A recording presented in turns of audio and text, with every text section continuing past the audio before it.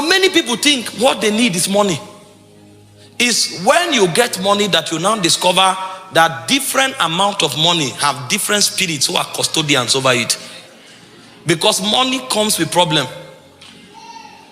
You are here now, you don't have 1 million kwacha. And you think the day I get 1 million kwacha, my problems will finish. The day 1 million kwacha enters your account, 7 new problems will appear. And tell you, we operate in this realm. You didn't see us because you were not in this realm. Now that you have come to this realm, welcome on board. We are here waiting. Everybody who owns 1 million knows us by name. Money doesn't solve problems. Money brings problems. It's wisdom that solves problems.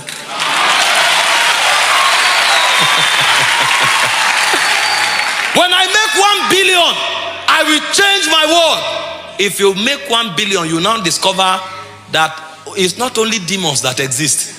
There are other spirits called principalities and powers. They are rulers of the darkness of this world because they understand the magnitude of influence that 1 billion can give you. And so no spirit will allow a man who commands 1 billion to be alone. Because they know that a man who has 1 billion can command more than 10,000 people.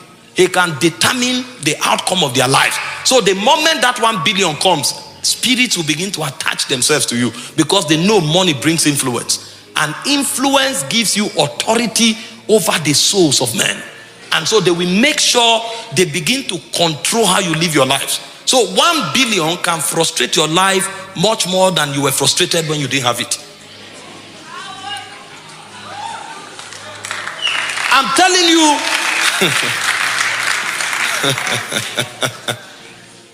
You need to know what rich men go through. Have you not noticed? Some think if they get new position, their problem will be over. Go and check your politicians. They enter the office, their hair is black. 4 years later, the hair becomes white. Because every 1 year is 10 years. What? You won't understand at all. You are the one who think things can change your story. No. Things can't change your story. You are the one to use things to change things. Samuel gave us the cure to human affliction. He said, number 1, your heart must return to God. Most of us, our heart wanders after many things. You will think the poor man who is begging, his problem is money.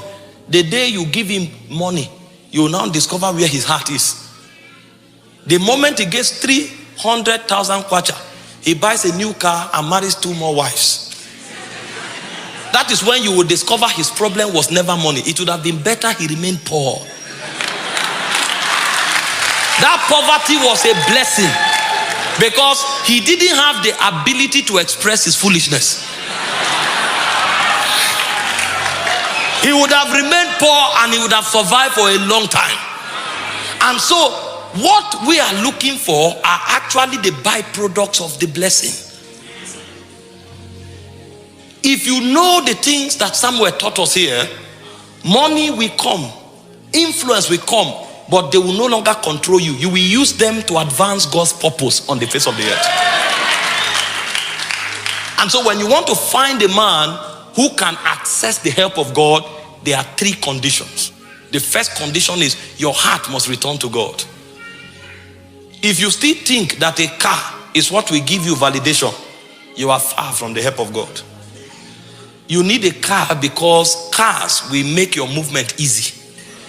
If you think a plane will add value to you, you have not grown.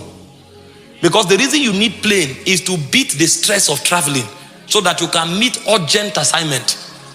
Because in the realm where princes exist, material things are not used to evaluate them. That's why I said a man's value is not defined by the multitude of his possession. Meanwhile, it's because you are still clothed with flesh that you need a car. If you come out of this body, they don't travel with cars. There's no angel that will brag with a car because they travel at the speed of thought.